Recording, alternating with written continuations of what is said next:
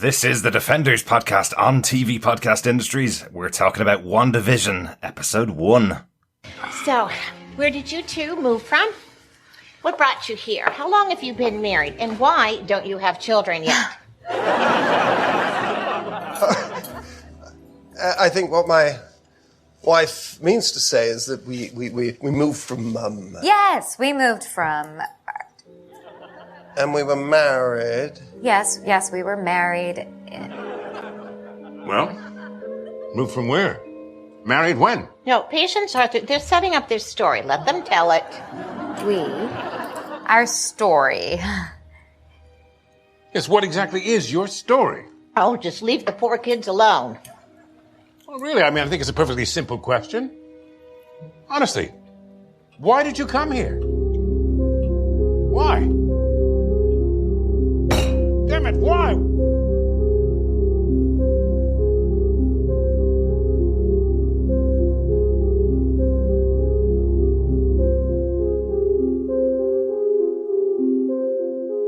Welcome back, fellow Defenders. The Defenders podcast has returned to TV Podcast Industries. This time we're talking about WandaVision episode 1 on Disney+. I'm one of your hosts, Derek. Hello there, fellow Defenders. I am one of your other hosts, John. Bonjour, hello, auf Wiedersehen, goodbye. I don't know where else to go with that. But welcome back. Hello, it's great to be here. I'm in the roaring 50s, so... I don't know where I'm going with this one.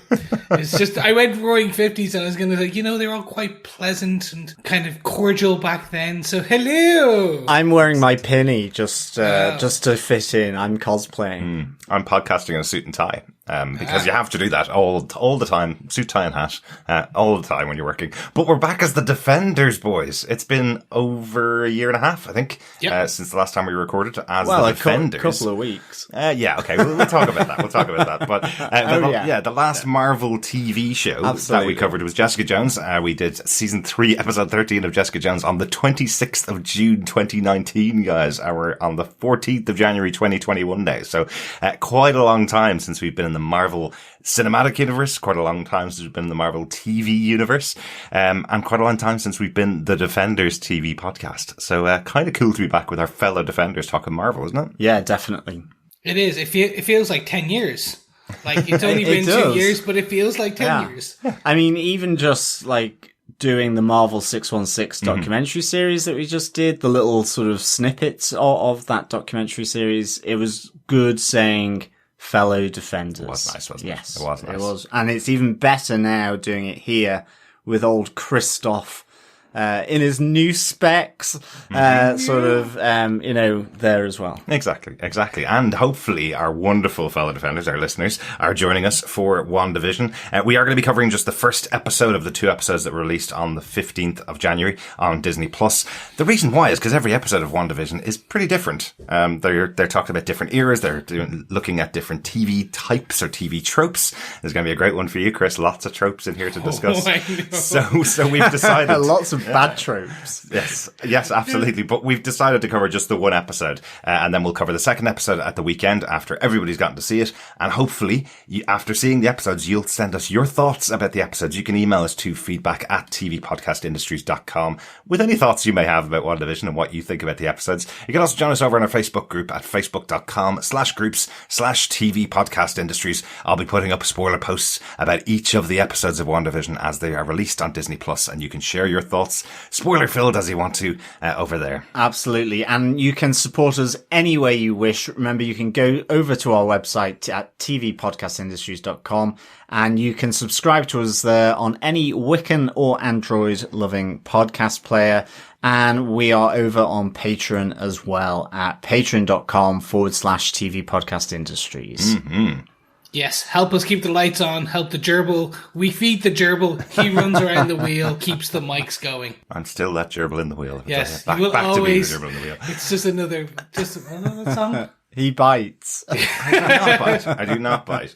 One final bit of news, I suppose. Let's kick it off here, guys. Before we get into the episode, one final bit of news about our WandaVision coverage. John, once again, wants to run his pub quiz, which we all absolutely love. So we will be doing our WandaVision pub quiz with a question at the end of each episode of our podcast about the episode we've just talked about. Is that right? That's correct. Yep. Yeah. And you send your answers on a stamped address envelope to, no, that's back in the 80s. Yeah.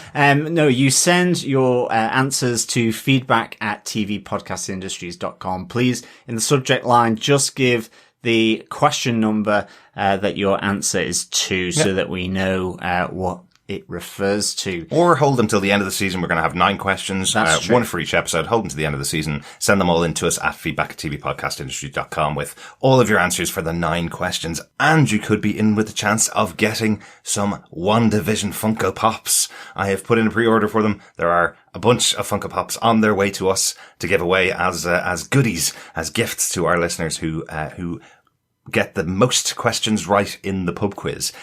And for this season, we are also giving away Funko Pops to one of our wonderful feedbackers, one of our fellow defenders who sent us in some feedback. Everybody who sends in feedback to us, which we read on the podcast, we'll put into a hat at the end of the season, and you could win some of those WandaVision Funko Pops. Yeah, exactly. PricewaterhouseCoopers will be busy, for sure, to verify the results, and so that we don't do an Oscar event. Every time. We do not have PricewaterhouseCoopers on demand, standing at the side. You'll have to just trust us that we are giving the goodies to a deserving winner, which I'm sure all of our wonderful fellow defenders are. But yes, with those rules, regulations, and notifications out of the way, gents, it's been too long. Mm-hmm. I want to go bathe in the MCU pool that is WandaVision. So God, with the that... image. Exactly, me bathing in a pool. Ew. Derek, do you want to tell us what the episode details are? Absolutely. This episode was written by Jack Schaeffer, who is the creator, showrunner of WandaVision. In previous history, she wrote the screenplay for the Anne Hathaway Rebel Wilson comedy The Hustle, and was also one of the writers in the upcoming Black Widow movie. Which we'll hopefully finally get to see in May of this year. Really interesting that she'd be involved in Black Widow, which was supposed to come out about 4 or 5 months before this show, before WandaVision, and now the show's coming out 4 or 5 months before Black Widow. Yeah. What strange times we live in. Strange just like times, Wanda and Vision. Absolutely. Strange times indeed. The episode was directed by Matt Shakman. He's been directing TV since back in 2002. He directed 2 episodes of Game of Thrones season 7, John, and an episode of Succession, one of our recommended shows of 2020. We've discussed him before as well, guys. Discussed him on our podcast as he directed the 2nd episode of season 1 of The Boys. Ah, okay. Yeah, so we've seen Matt Shakman's work before. An episode of The Boys, very different to an episode of WandaVision, although I can't really say that there's anything that is the same as WandaVision, apart from the things they're referencing in the show, of course. Yeah, exactly. It's certainly not The Boys. No, definitely not. Well, it could be. We don't know. That is the problem. You never know. It could be. It could certainly go that way, but at the moment it's also not like the MCU as we know it. That's true. That's true. Dun, dun, dun. Speaking of the MCU, let's catch up on where these characters were the last time we saw them. Vision died twice in the battle to save Earth and the universe from Thanos. He was killed by Wanda to protect the world from the power that he has in the stone in his head, basically. Brought back to life using the Time Stone by Thanos. And then killed again when Thanos took the Mind Stone from his head, basically. So, he's kind of gone. He's dead, as we know. Dead, but not forgotten. Then Scarlet Witch, Wanda, disappeared in the snap and came back at the end and had a pretty awesome battle with Thanos.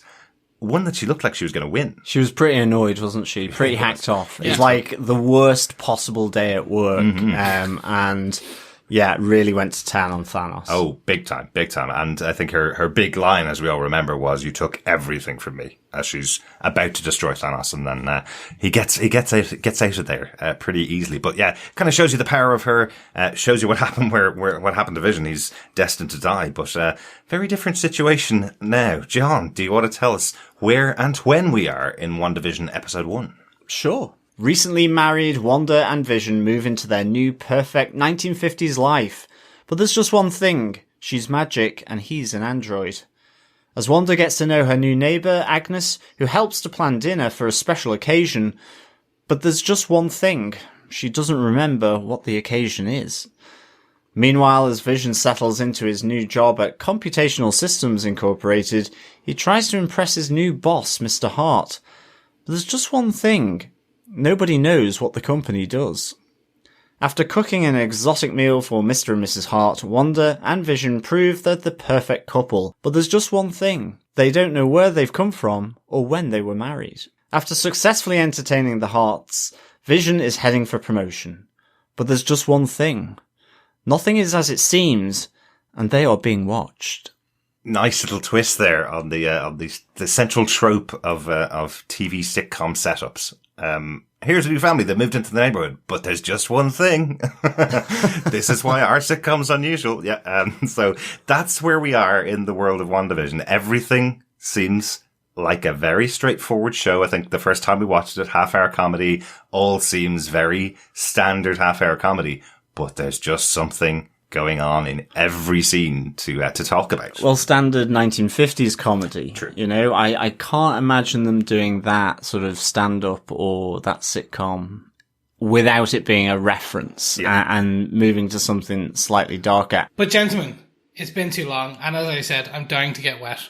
Let's dive in and start discussing the MCU pool that is WandaVision, episode 1. So I think... As long as you don't wee in the shallow end, Chris. No, I never do. For those who are joining us just for the first time with WandaVision, welcome. We usually cover all our shows with usually our top 5 points, and this we're going to jump right in with our first point, which is, this is very I Love Lucy. It certainly is. It certainly is. Yeah, I think this is. Let's talk about the kind of top level, let's say, of where the show works before it goes into all the kind of deep connections and all the weird stuff that's going on. It really does feel like a 50s sitcom. They've done everything they can to make it feel the right way and make it look the right way. You know, it's all set in 2 sets, isn't it? Just a house and the office, basically. All the tropes are there. All the proper gags from the 50s are there. The misunderstandings because you don't really have a conversation with someone. They're completely missing the point of what's going on. The whole setup, really, of trying to impress your boss or else you get fired. Like, can you imagine if you invited your boss to dinner in your house and they didn't like your dinner, so they fired you? Yeah, and didn't like your type of dress, like a polo neck. Mm-hmm, absolutely. Yeah. So how do you think this worked as a styling of the 50s, John? Let's try with you first. Yeah, no, I like the black and white look. Like you even get the logo, the Marvel Studios logo, going into that kind of era as well. Mm-hmm. And I guess it was just weird seeing it like this. But it did work because I think, and it's probably a theme that will run through all these points, is that behind it all, there is an underlying horror, I guess, for me, of what's happening to Wanda and Vision. Mm-hmm. But I loved some of the gags in here, and I definitely thought that Paul Bettany was really, really good. I think maybe from the British light comedy, I loved his timing. I love some of his gags. But I have to say the one I really liked was where he's in the office.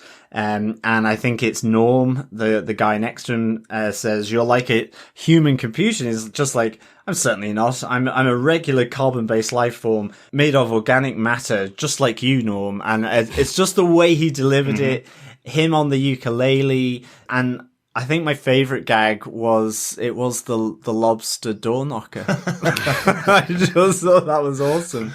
And I mean, you know, it is all pretty light. It's all kind of slightly cringy, embarrassing. Yeah. Just as I remember watching these kind of programs in the 80s growing up, where it was just like, I mean, even then it was like they didn't seem kind of real. And the interesting thing is this doesn't, and it's not supposed to, because it's not supposed to be the real life for Wanda and Vision. Absolutely, so it is quite a nice little play on it, I guess. Yeah, I love these two main characters, particularly. I think Elizabeth Olsen's doing a great job of 50s housewife in a sitcom. Her name comes up first, if you noticed, on the credits. So it's Wanda and Vision is the way that the names come up with the credits. Part of that is because Lucy was the bigger star in I Love Lucy, so you'd see her name coming up first. But I do think there's one touch that Paul Bettany brings to this in his performance.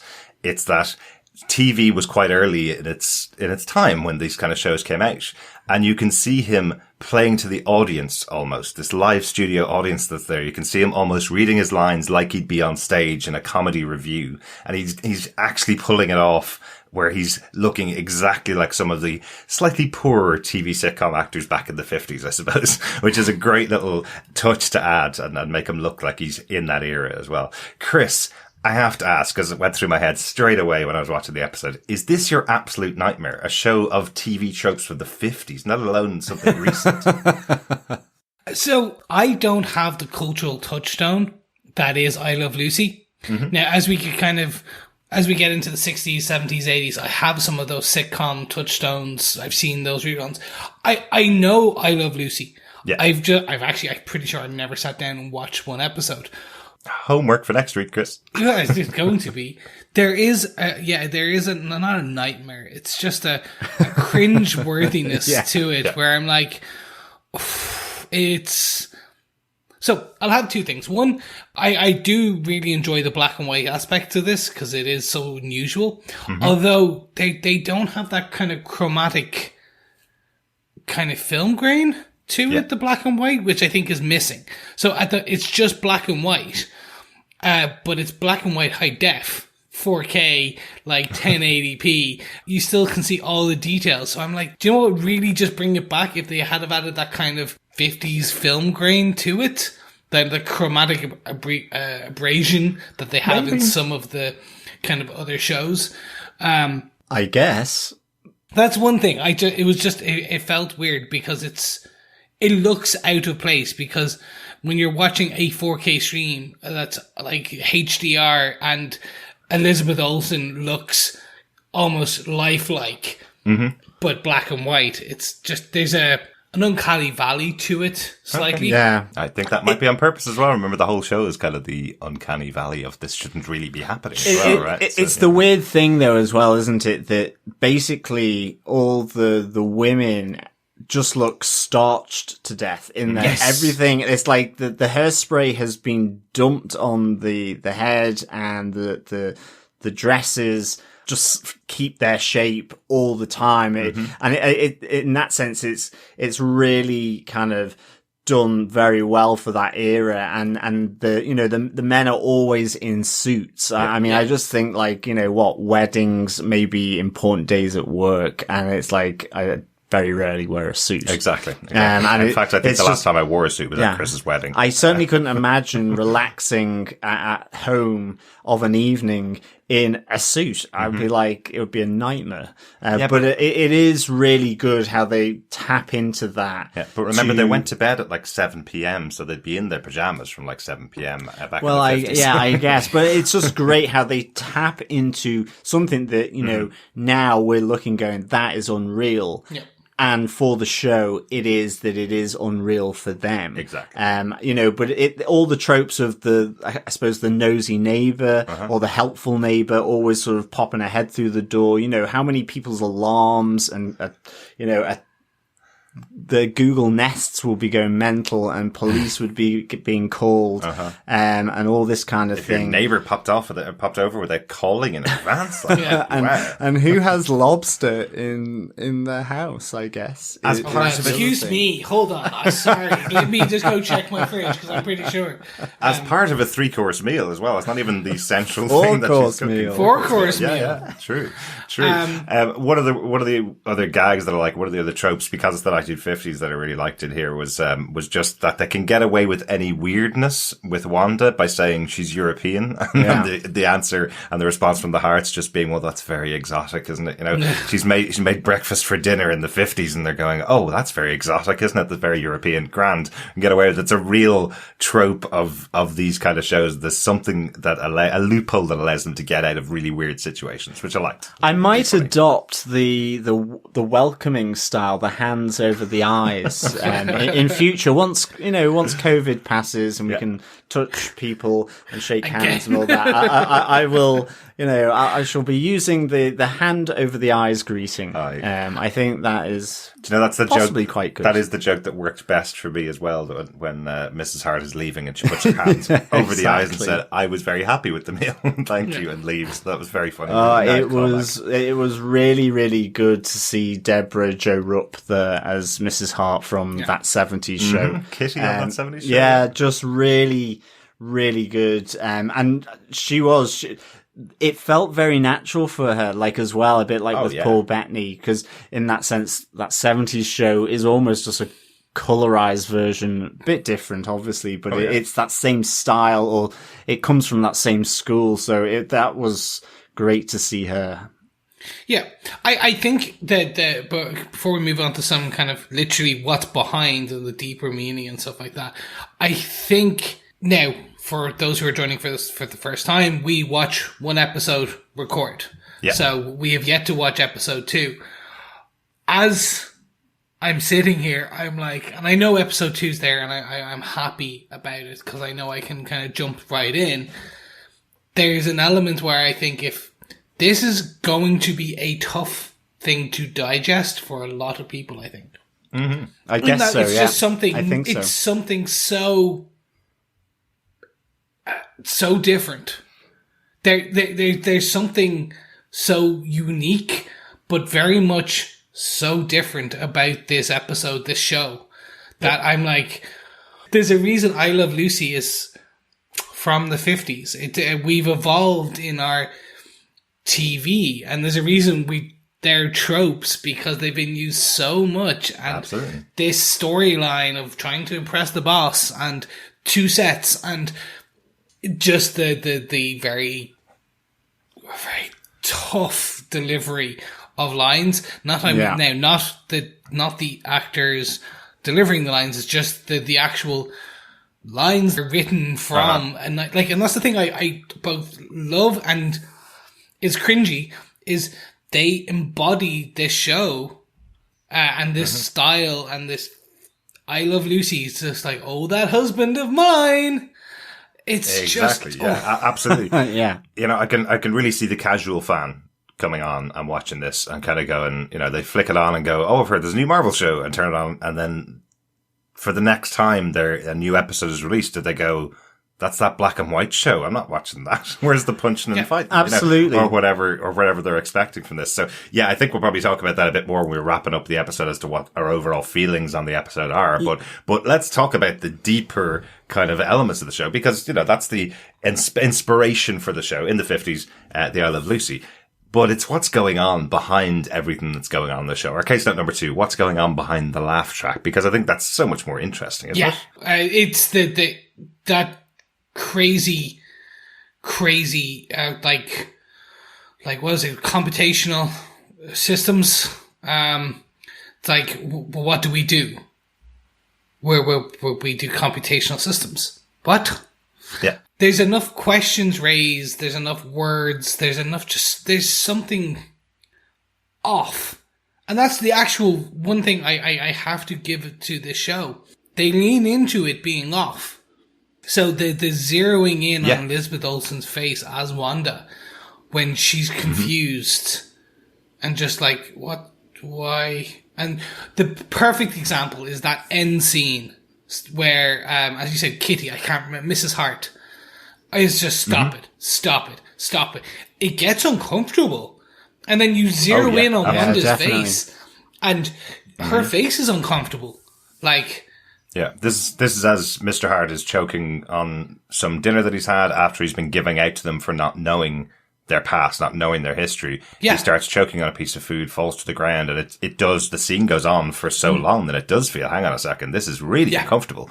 And it's only when Wanda says to Vision to go and help him that Vision gets up and does something, basically. So that in itself says there's something weird going on here. Surely Vision would jump up out of his seat, Heimlich maneuver, save this guy if they were just 2 characters placed in this situation. There's something very different going on. And I think that's it. At this stage, until that final moment of this episode, that's, I was still very much in the theory that you are in Wanda's mind. Mm-hmm. She is just creating this within her mind to deal with her grief, that kind of bigger picture, that kind of working theory, I guess. Yeah. And I think that's it. That was certainly the most sort of disconcerting part of the episode, was him choking, and Vision having to be directed to help him by Wanda. Yeah. I think as well, it's, just generally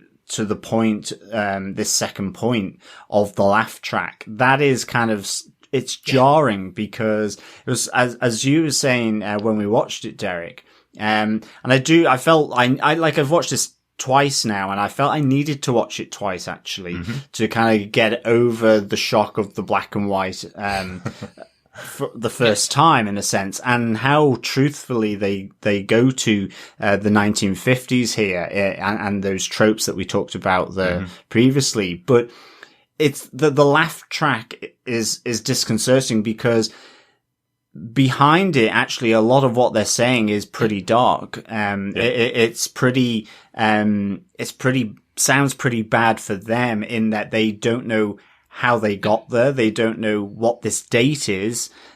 And they think it could be an occasion. It ends up being the heart's coming over for dinner so that Vision can impress his boss. But, they don't have rings. They don't know when they got married. And there's all these different things that are, it's empty. Yeah. And it feels a bit like those shows as well. And the laughter track fills that void in a really creepy way. It's really, really good. You get a sense of emptiness from it, which is what Wanda has, ultimately. Yeah, and what's happening in that perfect life that they're, at this moment, I thought she had created. So I thought it was really, really good. Yeah, absolutely. I love that kind of repeated mechanism of people asking them, the standard questions that you would have if you just moved into a neighborhood. Where do you come from? When did you get married? But the first person that asks it is Agnes, the next door neighbour, and Wanda kind of plays it off, kind of makes up excuses, but doesn't give any kind of real answers. The second time it's played with Mrs. Hart at the dinner table, it's really quick fire and really rapid, but it's almost like an interrogation. And she fires those questions to her really quickly, and then ends it with, why don't you have kids? Kind of thing. So it feels really, it feels really like an interrogation. It feels really scary. It's almost like it's stretching into that other staple of the 50s and 60s, Twilight Zone. At some points, it feels like it's about to go over into the Twilight Zone at points here. I completely agree. And I think that's the thing. And we joke this point, what's behind the laugh track. I do honestly believe if you remove the laugh track from this show as an episode, right? It is that Twilight Zone. It is dark. It is dark. It's why I love the delivery of Elizabeth Olsen and Paul Bettany. It's, and actually even the rest of the supporting characters. Because if you take that laugh track away, they're giving you 2 episodes in one. They're giving you that Twilight Zone and that I Love Lucy. And depending on, what is going on in the background and kind of that laugh track and everything, it could be 2 completely different shows. I'd agree. Yeah. And also, I think at this stage, we'd seen Wanda kind of using her magic to cook the chicken and then revert it back to the eggs. And it kind of reminded me of the apple being eaten and then going moldy and then being brought back to a full apple in Doctor Strange. And because the time stone was used to bring Vision back, I suddenly was starting to think, is this kind of like an echo of Vision? That somewhere in the world of magic, there is an echo of Vision as a result of him being brought back to life. You've got 2 visions, and that's what she, with her power, is able to kind of connect with, to try and have this world going on in her head, or kind of in her own space, wherever it may be. Now, okay, by the end of the episode, you realize there's a slight different reality happening, but I was thinking along those lines as well. Yeah. As I was watching the show for the first time, because of her use of time, with the chicken and the egg. Which came first? Exactly. Well, the chicken came first in this case, and then it returned to an egg, right? Yeah. So she's answered that question too. It's also a flying lobster, so we can't really hold it against it. One of the one I liked in there as well is just that initial conversation when you have Wanda kind of cleaning up the house, putting the plates around, and then she smashes a plate on Vision's head, and he says, "You with your flying saucers," and Vision with the unbreakable head. I like that kind of comment there. I wonder if the flying saucers thing is possibly a reference to maybe there are aliens in the future of the TV show here of WandaVision. Vision and his unbreakable head. Well, we know his head is not unbreakable because that's how he died at the hands of Thanos. So the flying saucer is also Thanos' ship from Endgame, in the sense of it is a flying saucer come to Earth. Yeah, it's a UFO. UFO, thing. yeah. It could be a reference to that actually. Yeah. Absolutely. But now, time for an ad break. Not the usual podcaster way where we're gonna try and sell you a mattress. We are gonna use case note number 3 to discuss the ad break that we see in here, a 50s period ad for Stark Technologies Toastmate. A very interesting toaster. Guys, any opinions? And actually, Chris, since you're the Iron Man fan and Stark Technologies obviously is the maker of the Toastmate, what did you think of the toaster that we had in here? I think there's a little bit more under the surface. It's Toastmate 2000. Was the Toastmate 2000? Yes. Yeah. No, I wish it was the Toastmate 3000, because then I love the 3000. I could have used that. Sure. I'm pretty sure there was some additional symbols on it. It looked like I need to figure it out. I'm pretty sure I know what it is, but I don't want to call it just yet. Okay. There is some additional symbols. Again, until we watch the second one, I can't be sure. Okay. I think the ad breaks and a lot of the stuff we're seeing in the background, so the bottle that we see when Wanda is filling the bottle of wine, the prop that now this has come out before, that it's the Chateau de M or House of M bottle of wine. Maison de mépris is what it's called. Mépris is a word for contempt, scorn, disregard, so all really negative connotations. Maison means house.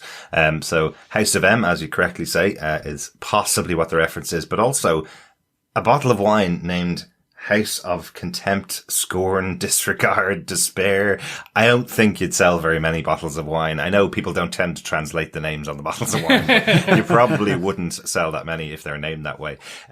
No. But I know what you mean, Chris. Yeah, there's going to be a lot, I think, in the background of episodes. It felt like this is probably quite light, this episode, because I have so much to get through. But I just think it's important to note that Stark Industries are the ones that made this Toastmate effectively, because we do have Vision, who came from Jarvis, created by Tony Stark to help him out. So there's a direct connection between Tony Stark and this character of Vision and where he is. So just having that representation in there. Also, the reference to toasters being like the Terminator. wasn't that Battlestar Galactica they were called toasters? Yeah, or Battlestar. Yeah. But I also think, and it's that toaster, the countdown to that going off seems much more Bond-like than I'd like in my kitchen. Really does, to be honest, the kind of red light counting down and down and down really feels like, hang on a second, she's hearing something in the background, something's about to explode, and she's incorporated that into her world. That Wanda was maybe done that. the most aggressive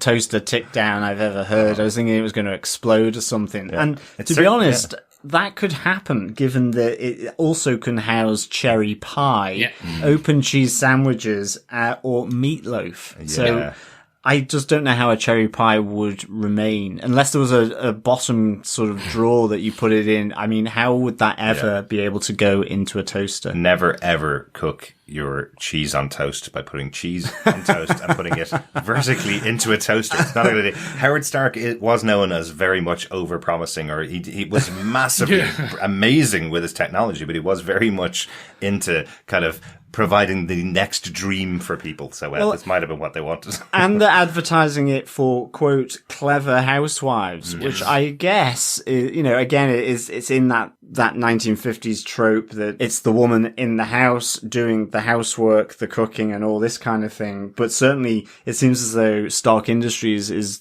the one that's not clever here by saying you can put a cherry pie in it. Well, also the actual question they ask is your husband sick of you burning his toast for him? They do, don't the answer they? in 2021 would be yes, he can go and make his own toast. Exactly. But there you go. We are a PG podcast, so we can't actually say what she would say. But very quickly, I think you're onto something with the ticking and the time, the wait. My guess is much like everything else in this show and this episode, there is more behind this advertisement. So potentially we'll find that in reality that actually toaster was a ticking time bomb, or it's a heart machine, or it's something else that beeps. I get the feeling, again, just because of the last 30 seconds or last 2 seconds of this show, there's more behind everything that we see here. So moving on, gentlemen, let's talk about point number 4. And in this case, the nosy neighbour, one of the main supporting characters that we can see, Agnes. Yes. So just to let people know, she is a character that we just based on the name Agnes, and it's been her last name that's been said. So I'm not going to give away too much, but this is definitely a big character. So we see her as a supporting nosy neighbour. There's definitely more to it as well. Okay. Yeah, interesting. Yeah, there's a few characters who we know are coming up in the series. We're probably not going to spoil those on here until we get a bit closer, a bit deeper into the series. Yeah. Absolutely right, Chris. But the Agnes character here, this is totally a trope of these types of shows, of 50s and 60s shows. The neighbour that arrives on the doorstep at that one moment when either you don't want them to be there or they have to be there.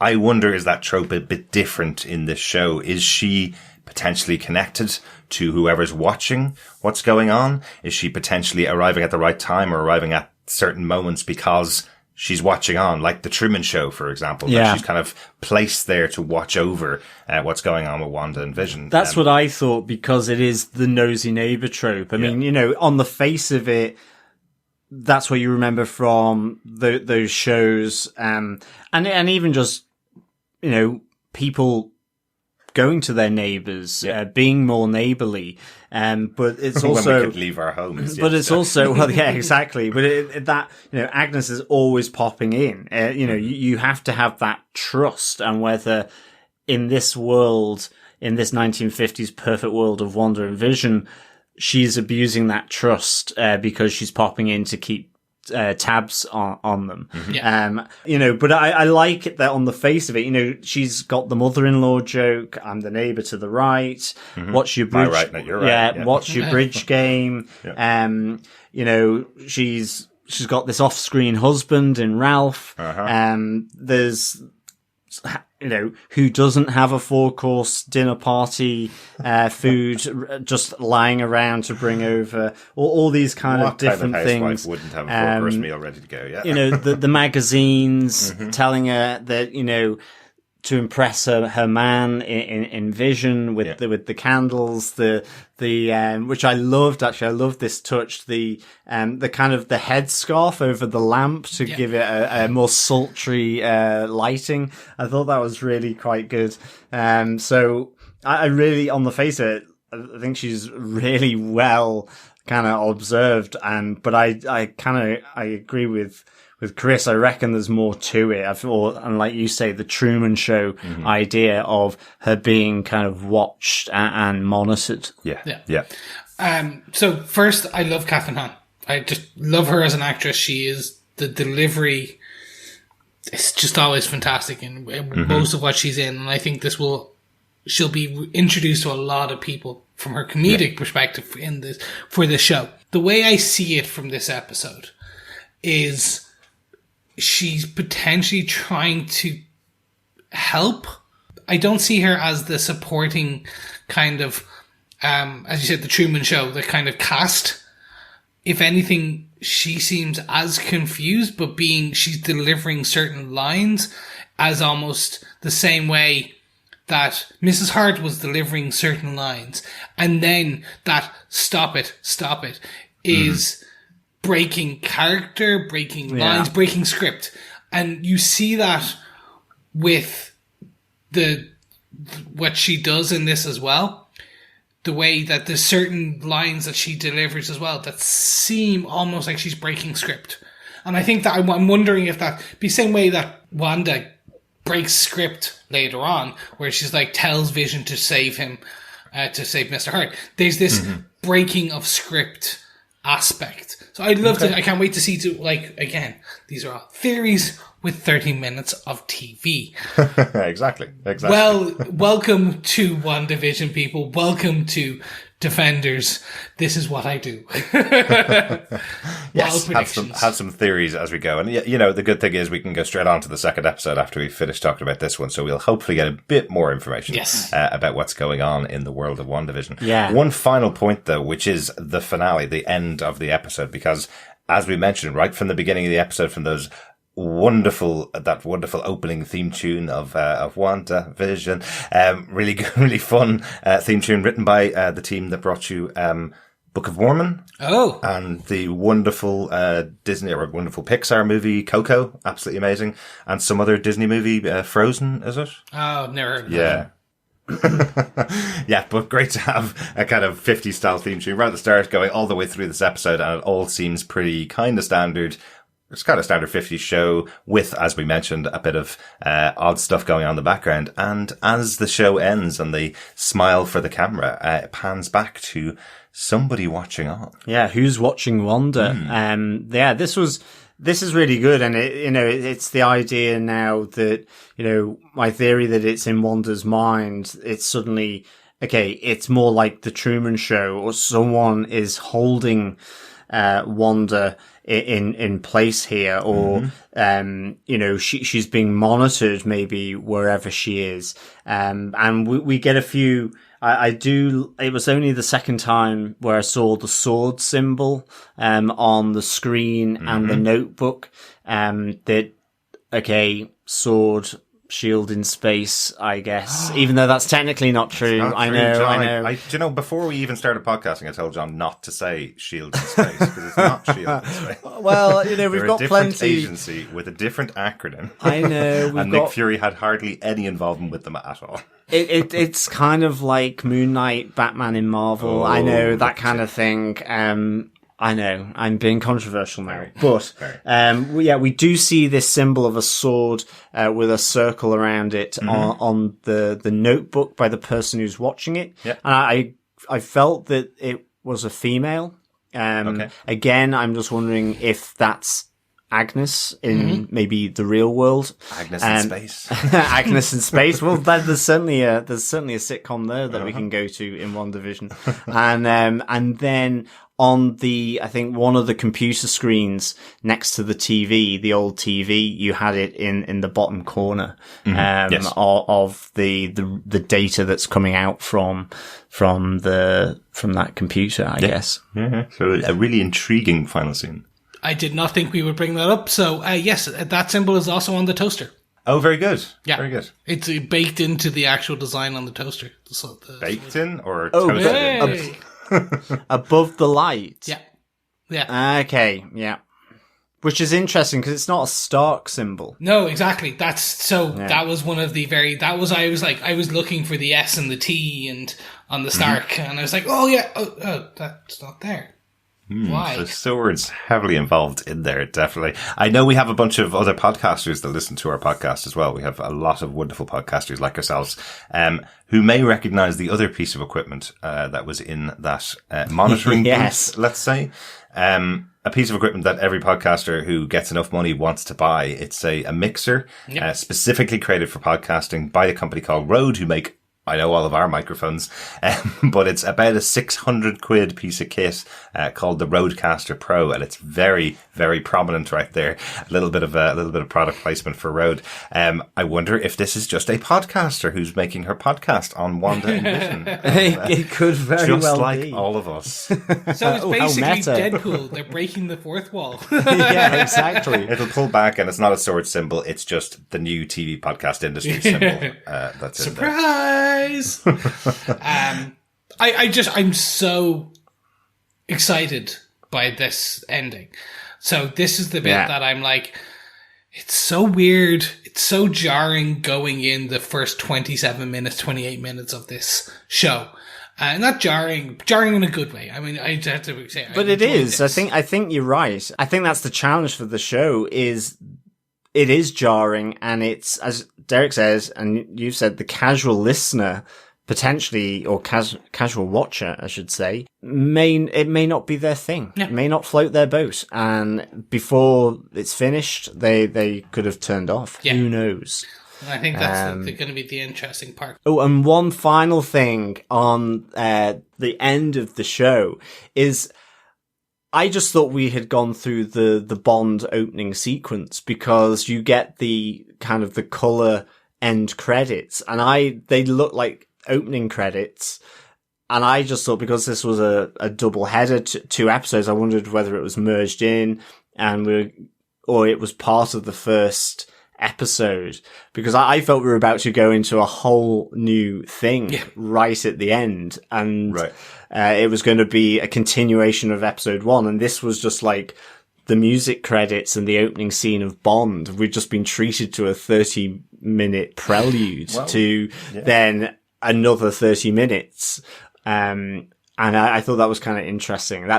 That mixed with my mind slightly at the end. That you hadn't realised it was only a 30-minute show, or that it was... No, I thought we were going to have another 30 minutes straight after that. I thought it was going straight through, that they had edited them together. Right. And it was the first episode, and this was the actual kind of main part of the episode, I guess, if you want to know. Well, do you know what the really unusual thing about their credits are? In the black and white credits, they actually name a writer and director of the episode that aren't the writer and director of the WandaVision episode. I don't know why. I couldn't see who the people are. The show was written by Leonard Hooper, who is not a writer in Hollywood at all, and the episode is directed by Abe Brown, and they're not the credits for the TV show. So I don't know what these credits are added in black and white onto the show. We may see something in future. Can I tell you? I think I know. I think that these are going to be characters of when we get outside of the TV part, that these are people within. So, like, that those people that you named are going to be characters that we meet later. These are going to be characters who are outside, who are watching. So they are controlling the show. So they are the Truman Show director of that piece. I think that is what we're going to see, because I noticed the exact same thing, just because I knew who the writer of this was, because of Black Widow. And I should say from Hustle, because I actually enjoyed that film. I'm sorry. I know a lot of people didn't, but I did. I really enjoyed The Hustle. Yeah, it was really good fun. Yeah, it was great. Yeah, Dirty Rotten Scoundrels. Can't beat it. Guys, any notes for the episode? That's kind of our top 5 points for the episode. Any notes that we have? Nothing. We've talked about most of it for this one. The only thing that came up with me was Catherine Hahn, was Doc Ock in Into the Spider-Verse. I'd completely forgotten. I didn't recognise her voice at all, but that's kind of cool. So this is kind of her second foray into Marvel. And the only thing for me, and this is just a general knowledge thing, was when Paul Bettany says it says, what about some parcheesi? I was like, what the hell is parcheesi? I thought it was like kind of some kind of like Cheetos, but from the 50s or something like that. But it's an American branded Indian board game with crosses and circles, like Ludo. Yeah. But not Ludo, Parcheesi. Yeah, interesting. But it sounded like a snack. A parlour game from the 50s. Very cool, very cool. Guys, I've been waiting for a year and a half to say this properly again.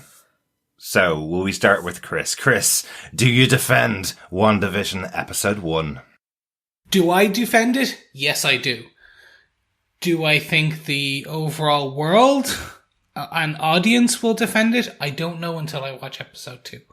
I don't know until I've heard their responses. Yeah, well, exactly.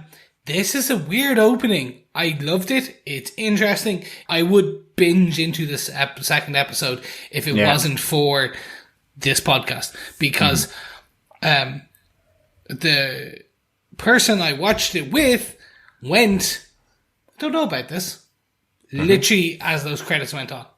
And I was like, oh, no, trust me, it's going to be cool. Like, I had to explain some kind of aspects to it because it is so unusual and so jarring and just different that, it's a tough one. Do I defend it? Yeah. Yes, because I really enjoyed it, the weird and wackiness of it. I just don't know if the wider world will in this initial part.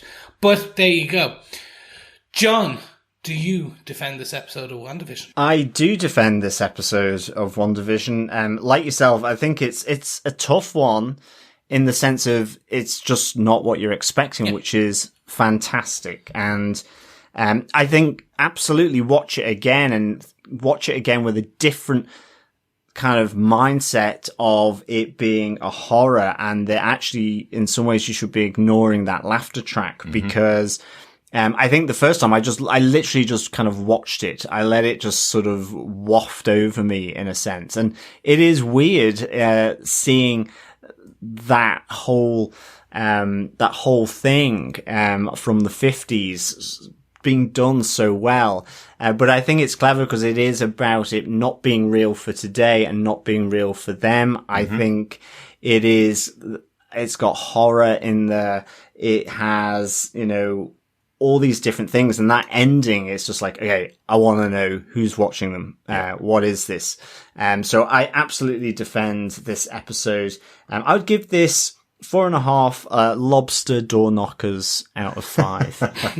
I think, it's definitely worth the view, and I think it's really well done. And I think through both watches for me, the thing that I think was the most disturbing was when Mr. Hart is choking, and you have, you do have stop it coming from Mrs. Hart, and seemingly everyone around the table other than Mrs. Hart who's saying stop it, and Mr. Hart who's choking, Wanda and Vision look frozen. They don't know what to do, and seeing Vision having to be told to help Mr. Hart. I thought that was the common thing that really made me kind of, okay, jump up, was that for sure. And I like this motif of the sword, and sword, the agency in space that's nothing to do with S.H.I.E.L.D. And that's really, really good as well. And just seeing that sort of continually kind of popping up. Yeah. But Derek, do you defend episode 1 of WandaVision? I totally defend this. You know what's so interesting is that Falcon and the Winter Soldier was supposed to come out first. That's what is totally intriguing me now. Falcon and the Winter Soldier was supposed to be completed and put out before WandaVision. WandaVision was going to lead into Doctor Strange and the Multiverse of Madness. All of the moves that have happened, this feels like the weirdest one because everybody would have known what they were getting with the Falcon and Winter Soldier show. Everybody would know this is 2 armed guys going on some form of mission. You've got a concept in your head. Well, WandaVision, no concept in my head would have prepared me for this. I've seen every trailer, and in my head I was kind of going, I wonder actually what's going to happen in the first episode. They're going to run through all of these different eras of TV, and it's all going to be cut together, and we're going to find out some overarching villain or enemy or something that's happening. Nope. They have gone completely out of the MCU ballpark, completely out of anything we've seen at the first episode of any superhero show. Can you imagine that the credits roll at the end and you get 1 minute of something going, this is weird, they're being watched, come back next week. They are really trying something new, and I love that from the MCU. We've had, 22 movies. We've had 7, 8 TV shows, and I don't think anything has sparked my interest just purely in what is going on. I want to see the next one. Not that it's greater than every other first episode of the series that we've all watched and loved over the years. It's just, I'm going, what is it? What is going on? I can't wait for next time. And everybody's playing a really good game here. They're playing the 50s era really well, throughout the episode. So really, really good. That is the end of our discussion of WandaVision episode 1. We have one more piece of business before we clock off and head off to our jobs and come back for episode 2. We have our WandaVision pub quiz. Yes, fellow defenders, join me with your maison d'empris for a nice glass of rouge for question 1 from episode 1. Remember, answers by email at feedback@tvpodcastindustries.com. So, question 1. What 4 courses was Wanda cooking for Mr. and Mrs. Hart? Ooh, yes, very good. 4 courses, John. Yes. What 4 courses was Wanda cooking for Mr. and Mrs. Hart? Or at least making the attempt to cook, I should say. Very true. Please, answers to feedback at TV Podcast Industries. And at the end of this series of WandaVision, we will pull out a winner, the person who has gotten the most number of questions right. And of course, you're in line for Funko Pops, WandaVision Funko Pops. Exactly. We want to hear from you. Email us with all of your thoughts for this episode and any of the other episodes for WandaVision 2, feedback at tvpodcastindustries.com. If you want to get the questions from the episodes, we'll be putting them up on our website at tvpodcastindustries.com/WandaVision-pub-quiz. That's the closest I could get to having something easy. Just go to tvpodcastindustries.com. There's a button there that you can see all of the questions. They won't be going out before the episodes. Don't worry. Won't spoil anything. So you'll see the questions on there. We'd love to hear from you. Please email us with your thoughts about the episodes. Please stay subscribed to the podcast. You can go over to TV Podcast Industries to find any of our links to any of the Wiccan and Robot or Android supporting podcast players where you can find the podcast. But we've loved talking about this episode. Yeah. Been really, really good delving back into the Marvel Cinematic Universe on TV. Yeah. It's all connected. Oh my God, I forgot about that line. Oh my God, that tagline just brought back memories. Oh. Yes, thank you so much for joining us. We'll be back next time with WandaVision Episode 2, which also aired on Disney Plus this Friday the 15th of January. Thank you so much for joining us. Yeah, thanks so much, fellow Defenders, for joining us. Really good to have you back again for Marvel Television. Remember, keep watching, keep listening, and keep laughing. Or in another alternate reality, it's keep watching, keep listening, and keep defending. Yay! Bye. We're back, people. The Defenders are back. Yeah, great to be back. Bye. Talk to you next time.